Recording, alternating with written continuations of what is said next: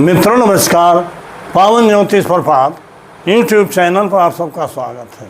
आज के वीडियो का शीर्षक है कुंडली द्वारा अपनी आजीविका कैसे चुने, rules for choosing a job और बिजनेस। जी हाँ मित्रों, आजीविका माने कैरियर होता है। हम नौकरी करें या व्यवसाय करें, इसमें से दोनों में से कौन करें, हम कुंडली द्वारा कैसे चुनें, आज का विषय यही है।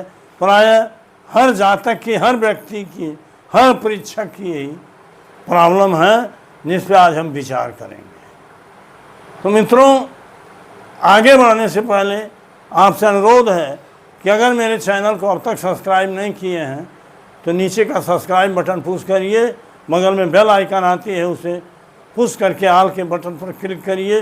वीडियो पसंद आवे तो लाइक ज़रूर करिए, मित्रों को ज़रूर शेयर करिए और एक प्यारा सा कमेंट लास्ट में दीजिए, मैं उसका सटीक उत्तर देता हूं। और वीडियो को स्किप करके मत भगाइए, बल्कि पूरी वीडियो अंत तक देखिए, क्योंकि रहस्य खुलता है अंत में, और अधूरे में आप वीडियो छोड़ देते हो, इस नाते उसका कोई मतलब नहीं रह जाता है। आइए आगे बढ़ते हैं। हमने आज केवल एक नेचुरल कुंडली दिया है कि फिर लग्न नामलिक कस्प चार्ट। जी हाँ, ये मेष लग्न की नेचुरल कुंडली है। तो आज हम देखेंगे कि हम कुंडली से कैसे निर्णय करें कि हम नौकरी करें या व्यवसाय। आप सभी जानते हो, कर्म या कार्य, चाहे नौकरी कीजिए चाहे व्यवसाय करिए, दोनों कर्म ही हैं। और चाहे व्यक्ति साधारण हो या असाधारण, सब कर्म के बंधन में फंसे हुए हैं, कर्म करने के लिए ही भेजे गए। कर्म के साथ हमें हाथ पैर शरीर मिला है कर्म के लिए, और विवेक भी मिला है कि हम निर्णय करें। उसी विवेक को जगाने के लिए आज का वीडियो है। ज्योतिष के आलोक में बड़ी आसानी से हम जान सकते हैं कि हमें नौकरी करना चाहिए, बिजनेस, या हम क्या करें कि हमको लाभ हो, हमारा जीवन सफल हो। मित्रों, अब नौकरी, इसको देखने से पहले दो प्रसंग इसमें आता है। एक प्रसंग तो आता है कि हम नौकरी करें कि या व्यापार, व्यवसाय, रोजगार जिसको आप कहते हो, तो इसको हम जन्म कुंडली से देखें तो बेहतर होगा। लेकिन कौन सा रोजगार करें, कौन सा व्यवसाय करें, इसको प्रश्न कुंडली से ही देखने में अच्छा रहेगा।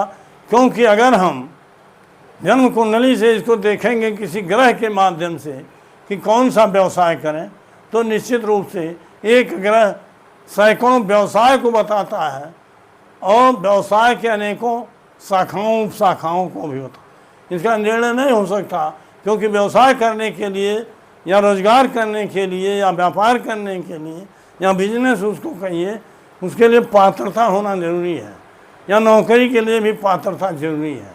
इस नाते अगर हम व्यवसाय चयन के लिए, नौकरी तो कुंडली से हम देख ली, करेंगे नहीं, प्रश्न कुंडली से भी देखा जा सकता, लेकिन व्यवसाय कौन सा करें, इसके लिए प्रश्न कुंडली ही बेहतर है। उस पर हम बाद में प्रकाश डालेंगे। इसलिए आपसे अनुरोध है कि पूरी वीडियो देखिए, तब ही इसका रहस्य आप समझ पाएंगे। अधूरी वीडियो देख करके आप कुछ नहीं पाएंगे। इस नाते सबको अंत तक जुटे रहना है। अब आइए हम देखते हैं। आप सभी जानते हैं कि कुंडली का 10वां भाव, ये 10म भाव है, इसको कर्म स्थान कहते हैं। 10म भाव से ही आदमी का तय होता है कि कौन सा कर्म करेगा या कौन सा कर्म करना चाहिए। वैसे नौकरी के लिए 6वां भाव, व्यवसाय के लिए 7वां भाव होता है, लेकिन कौन सा कर्म करें, नौकरी या व्यापार, इसके लिए 10वां भाव महत्वपूर्ण। अब यहाँ हम देखेंगे कि आपकी कुंडली में 10वें भाव को कैसे देखें कि ये तय हो जाए कि हमारी कुंडली बता रही है नौकरी करने के लिए या व्यवसाय करने के। मित्रों, कई वीडियो में हमने कस्पल सिग्निफिकेटर्स का हवाला दिया है और प्लैनेटरी सिग्निफिकेटर्स का हवाला दिया है। उसको बार बार उसकी पुनरावृत्ति अच्छी नहीं है। अब यहाँ हम कस्पल सिग्निफिकेटर के आधार बता रहे हैं। अगर 10म भाव का उप नक्षत्र स्वामी या सब लॉर्ड, मान लीजिए कोई ग्रह हो, ABCD। मान लीजिए सूर्य है, यह सूर्य स्वयं के द्वारा और अपने नक्षत्र के द्वारा अगर 6, 10, 2, 11 कौन कौन भाव, 6, 10, 2, 11 इन भावों को बता रहा स्वयं के द्वारा और नक्षत्र के द्वारा, तो व्यक्ति को नौकरी करता है, नौकरी करना चाहिए, नौकरी में ही उसे लाभ है। और यही 10वें भाव का उपनक्षत्र स्वामी अगर किसी तरीके से 7वां भाव बता, अब यहाँ 6, 10, 2, 11 बताया, इसमें से कोई भाव या 2, 4, 2, 3 भाव तो नौकरी करेगा। लेकिन अगर 7वां भाव बता रहा है ये, तो व्यापार करे। 7वां पत्नीक भी होता है, लेकिन 10वें स्थान से जब देखा जाएगा तो व्यवसाय, अर्थात 10वें भाव का उपनक्षत्र स्वामी अगर 7वें को बता रहा है तो व्यवसाय करेगा, व्यवसाय उसके लिए लाभप्रद होगा। 2, 6, 10, 11 में से भी भाव आए हैं तो धनार्जन की स्थिति बताता है। लेकिन अगर केवल 6, 10, 2, 11 आए हैं तो नौकरी करेगा। दूसरा विषय, एक सहायक भाव दूसरा है जहाँ से हम धन के बारे में बताते हैं। हमने कई वीडियो दिया है कि द्वितीय भाव का उपनक्षत्र स्वामी धन कमाने का स्रोत बताता है। अगर द्वितीय भाव का उपनक्षत्र स्वामी 6, 10, 2, 11 बता रहा है तो नौकरी द्वारा धन आएगा, और उसमें 7वां भी बता रहा है तो व्यापार द्वारा धन आएगा। तो इस तरह से नौकरी या व्यापार की स्थिति बनती है। और 6, 10, 2, 11 और 7वां का कम्बिनेशन हो और 10वें का उपनक्षत्र स्वामी द्वि स्वभाव राशि में हो तो निश्चित रूप से, या द्वि स्वभाव ग्रह हो तो नौकरी व्यापार दोनों चलता है। अब हम ये बताएंगे कि नौकरी या व्यापार कौन सा करें, थोक व्यापार या फुटकर व्यापार। देखिए, अगर 10वें भाव का उपनक्षत्र स्वामी चर राशि में है, चर राशियां आप जानते हो, मेष है, कर्क है, तुला है, ये चर राशियां हैं, और मकर है। मेष, कर्क, तुला और मकर ये चर राशियां हैं। इसी तरह से वृष, कन्या और कुंभ, वृश्चिक ये सब स्थिर राशियां हैं, और मीन, धनु, कन्या ये सब, मिथुन ये सब द्वि स्वभाव। आप चर स्थित द्वि स्वभाव को जानिए। अगर 10वें भाव का उपनक्षत्र स्वामी मान लीजिए सूर्य है, अगर वो चर राशि में है और उसका नक्षत्र स्वामी सूर्य जिसके भी नक्षत्र में है वो नक्षत्र स्वामी वो भी चर राशि में है, तो चर्म का माने होता है दौड़ने वाला, चलने वाला, तो उसका व्यवसाय बहुत चलेगा, ग्राहकों की भीड़ लगी रहेगी, क्योंकि चर का माने चलना होता है। और वही उपनक्षत्र स्वामी या उसका नक्षत्र स्वामी द्वि स्वभाव राशि में है तो कितना भी मेहनत करो वो धीमी गति से चलेगा, थोड़ा इनकम कम होगा। और वही उपनक्षत्र स्वामी या उसका नक्षत्र स्वामी अगर स्थिर राशि में हो तो बिजनेस स्थिर होता, स्थायी होता, कम चलता है। तो ऐसे जातक को थोक व्यापार करना चाहिए। जैसे उदाहरण के लिए समझा रहा हूँ, कोई व्यक्ति होटल का दुकान कर रहा है तो उसमें ग्राहक हमेशा आते जाते, कोई किराना की दुकान कर रहा है तो उसमें ग्राहक हमेशा, कोई स्टेशनरी की दुकान कर रहा है तो उसमें ग्राहक हमेशा, कोई चाय पानी व्यवसाय कर रहा है उसमें ग्राहक हमेशा आते हैं। तो मान लीजिए वो महीने में 1 लाख कमाता है, लेकिन अगर थोक व्यापारी कोई है, अगर कोई ज़मीन का बिजनेस करता है, एक ही 2 समव्यवहार पा गया तो महीने में 5 लाख कमा लेगा।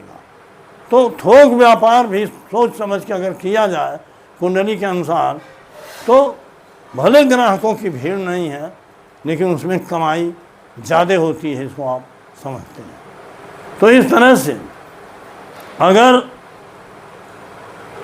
10वें भाव का उपनक्षत्र स्वामी चर राशि में है और उसका नक्षत्र स्वामी स्थिर में है तो थोड़ा मीडियम स्तर हो जाएगा, बहुत नहीं दौड़ेगा व्यवसाय लेकिन चलेगा। इसी तरह से आप 10वें भाव के उपनक्षत्र स्वामी द्वारा तय कर सकते हो 6, 10, 11 आया स्वयं या उसके नक्षत्र के द्वारा, 2 आया, 6, 10, 11 और 2, तो नौकरी करेगा उसमें 7वां नाम। अगर 7वां आया है, 6, 10, 11 में से भी एक आध भाव आए हैं, तो व्यवसाय की स्थिति बन रही है। तो मित्रों, इस तरह से अपनी जन्म कुंडली द्वारा आप तय कर सकते हो और द्वितीय भाव का सहयोग लेकर के और उसको मजबूत स्थिति से कन्फर्म कर सकते हो कि हमको क्या करना। द्वितीय का उपनिषद स्वामी भी अगर 7वें को बतावे और 10वें का भी उपनिषद स्वामी अगर 7वें को बतावे, तो निश्चित रूप से व्यवसाय करिए और चर स्थिर द्वि स्वभाव का विचार करके व्यवसाय करिए कि फुटकर करें कि थोक करें, तो निश्चित रूप से आपको लाभ होगा। और यही है विवेक होने का फल और यही है ज्योतिष के हमारे लाभ। अब स्थिति ये बनती है, हम हमने व्यापार और व्यवसाय की बात तो बताया, लेकिन बहुत से लोगों का यह विचार होता है कि गुरुजी कौन सा व्यवसाय करें। देखिए, नौकरी करें या व्यवसाय, मेनली जन्म कुंडली से देखिए, प्रश्न कुंडली से भी मामला हल हो सकता है। लेकिन अगर कौन सा व्यवसाय करें, अब मान लीजिए 10वीं का उपनिषद स्वामी सूर्य है या कोई ग्रह है, तो सूर्य द्वारा अगर हम ये निर्णय करें कि डॉक्टरी करो, सूर्य डॉक्टर भी होता है, अधिकारी होता है, तो उसकी पात्रता आप में रहेगी तब ना आप कैसे डॉक्टर बन जाओ। 10वीं का उपनिषद स्वामी अगर कह रहा है कि आप वकालत करो, बृहस्पति है, शुक्र है, जज बनो, मुंसफ बनो, डीएम बनो, तो उसके लिए जज बनने के लिए तो LLB चाहिए। अर्थात यह केवल कह देना एक ग्रह को देख करके कि तुम वकील बनोगे या जज बनोगे या नेता बनोगे, ये उचित नहीं है। इस नाते वहाँ प्रश्न कुंडली का प्रयोग किया जाता है, वही बढ़िया होता है। यद्यपि प्रश्न कुंडली के अलावा भी हमारे पास विकल्प खुले हैं, हम रूलिंग प्लैनेट के आधार पर भी बता देते हैं कौन सा व्यवसाय करिए। प्रश्न कुंडली में नियम यह है कि हर व्यक्ति जो इस तरह का सवाल करता है कौन सा व्यापार करें, अपनी पात्रता के अनुसार सोचता है कि ये व्यवसाय करें, दूध का व्यवसाय करें कि किराना का करें कि पेट्रोल पंप का करें कि ज़मीन का करें। 1, 2, 3, 4, 5 उसकी पात्रता आती है उसके समझ में कौन सा व्यवसाय करें। तो उनसे कहिए कि आप एक व्यवसाय अगर दिमाग में आया कोई, जैसे डेयरी का व्यवसाय, तो उसको कलम से लिखिए नंबर 1 डेयरी का कारोबार, उसके आगे 1 से लेकर 249 तक कोई संख्या लिखिए। दूसरा आया किराना व्यापार कारोबार, उसके आगे लिखिए 1 से 249 तक कोई दूसरी। इस तरह से 4-5 व्यवसाय जो आपकी पात्रता है, आपके मन में आता है, उसको अपनी सूची बना लीजिए लिस्ट से, और उसके आधार पर ज्योतिषी के पास या विशेषज्ञ के पास जाइए। और वो ज्योतिषी का कर्तव्य है, एज एस्ट्रोलॉजर मैं बता रहा हूँ, कि उसी प्रश्न संख्या के आधार पर प्रश्न कुंडली तैयार कीजिए जो हमने बार बार बताया है। अगर उस प्रश्न कुंडली में वहाँ भी कस्पल सिग्निफिकेटर्स देखिए, अगर 10वीं भाव का उपनक्षत्र स्वामी यही 7वीं को बता रहा है, तो जो संख्या बोली गई पहले नंबर पर वही रोजगार सूट करेगा। और अगर नहीं बता रहा है तो कहो भाई दूसरी संख्या बोलो, उसको देखो, तीसरी बोलो उसको। जिस प्रश्न संख्या में 10वीं का उपनक्षत्र स्वामी 7वीं भाव को बता रहा है और मेनली चर राशि में है या उसका नक्षत्र चर राशि में है कि दौड़ने वाला बढ़िया बिजनेस आप चंद, इस आधार पर उसको वही बिजनेस सजेस्ट करिए। उस 5-6 जो उसने लिखा है परीक्षक ने, उसमें जिस बिजनेस की संख्या में कुंडली बनाने पर कस्पल सिग्निफिकेटर से 10वीं भाव का उपनक्षत्र स्वामी 7वें भाव को अपने द्वारा अपने नक्षत्र के द्वारा बताओ है और चर राशि उसमें आई हो, इसको देखिए। नहीं स्थिर आई हो तो कह दो भाई थोक व्यापार करना। इस तरह से आप अगर सजेस्ट करके बिजनेस बताओगे, कई लोगों को हमने बताया है और बड़ी लाभकारी स्थिति में है, अच्छा व्यवसाय चल रहा है, तो ज्योतिष का यही सहयोग बहुत काम करता है, इसको कोई दूसरी विद्या नहीं बता सकती है। तो मित्रों, लिखा पढ़ी कम किया हमने, लेकिन समझाया ज़्यादा। आशा है आपके समझ में आया हो। तो अगर आपको इस तरह से सवाल हैं तो आप हमसे भी परामर्श ले सकते हो। आज का वीडियो यहीं समाप्त करता हूँ। पुनः 2 दिन बाद मिलूँगा एक नई वीडियो के साथ। तब तक के लिए बहुत बहुत धन्यवाद, हार्दिक शुभकामनाएं।